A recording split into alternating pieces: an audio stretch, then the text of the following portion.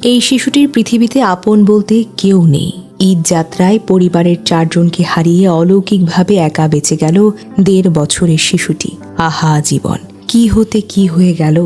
ঈদ যাত্রায় বাবা মা আত্মীয় স্বজন মিলে গাড়িতে উঠে রওনা দিয়েছিলেন ঢাকা থেকে রংপুরের গ্রামের বাড়িতে। কিন্তু 18ই মার্চ 2026 বুধবার সকাল 7:30টার দিকে সবকিছু পাল্টে গেল এক নিমিষে।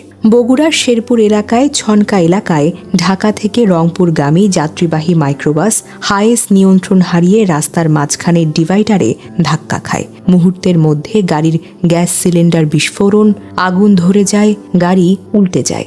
ঘটনাস্থলে একজনের মৃত্যু ঘটে। আহতদের দ্রুত উদ্ধার করে হাসপাতালে নেওয়া হলে সেখানে চিকিৎসকরা শিশুটির মা বাবা সহ আরও 3 জনকে মৃত বলে ঘোষণা করেন। মোট একই পরিবারের 4 জন প্রাণ হারান, আর বেঁচে গেল শুধু সেই 1.5 বছরের ছোট্ট শিশুকন্যা। এক মুহূর্তে শেষ হয়ে গেল একটি পরিবারের ঈদ, শেষ হয়ে গেল তাদের ভবিষ্যৎ। মা নেই, বাবা নেই, আপনজন বলতে কেউ নেই। একই পরিবারের 4 জন মানুষ চিরতরে চলে গেলেন, আর বেঁচে রইল শুধু একটি 1.5 বছরের শিশু। সে জানেই না তার মা আর কখনো তাকে কোলে নেবে না, তার বাবা আর কখনো তার জন্য খেলনা কিনে আনবেন না। সে জানে না যে হাতগুলো তাকে আগলে রেখেছিল, সে হাতগুলো এখন নিথর। হাসপাতালের বেডে শুয়ে আছে ছোট্ট একটা মেয়ে, চারপাশে ডাক্তার, নার্স, যন্ত্রপাতি, কিন্তু মায়ের কোনো স্পর্শ নেই, বাবার কোনো কণ্ঠ নেই। এই পৃথিবীতে এখন সে একা। মানুষ বলছে এটা অলৌকিকভাবে বেঁচে যাওয়া, কিন্তু এই বেঁচে থাকা কি আশীর্বাদ, নাকি এর আজীবন শূন্যতার শুরু? এই প্রশ্নের উত্তর হয়তো সময়ই দেবে। এই মর্মান্তিক ঘটনার পর শিশুটির চিকিৎসার দায়িত্ব নিয়েছেন প্রধানমন্ত্রী তারেক রহমান। প্রধানমন্ত্রীর অতিরিক্ত প্রেস সচিব আতিকুর রহমান রুমন বিষয়টি নিশ্চিত করে জানান, প্রধানমন্ত্রী নিজে শিশুটির উন্নত চিকিৎসার খোঁজ খবর নিচ্ছেন। তিনি ইতোমধ্যে বগুড়ার জেলা প্রশাসক এবং বগুড়ার শহীদ জিয়াউর রহমান মেডিকেল কলেজ হাসপাতালের পরিচালকের সঙ্গে কথা বলে আহতদের সর্বোচ্চ চিকিৎসা নিশ্চিত করার নির্দেশনা দিয়েছেন।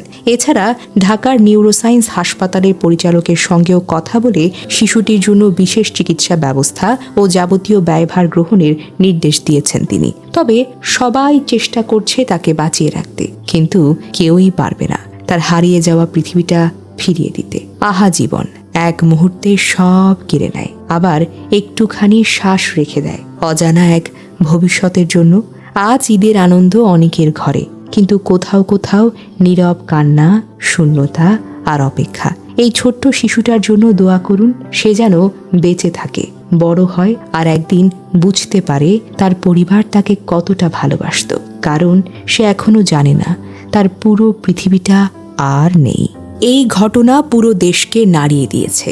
ঈদের আগ মুহূর্তে এমন মর্মান্তিক দুর্ঘটনা হাজারো মানুষের চোখে জল নিয়ে এসেছে। ছোট্ট শিশুটি এখন জীবনের সঙ্গে লড়াই করছে।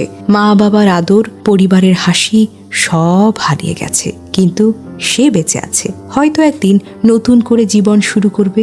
আহা জীবন, কি হতে যে কি হয়ে যায়। এক মুহূর্তে সব শেষ, কিন্তু একটা প্রাণ বেঁচে যায় অলৌকিকভাবে।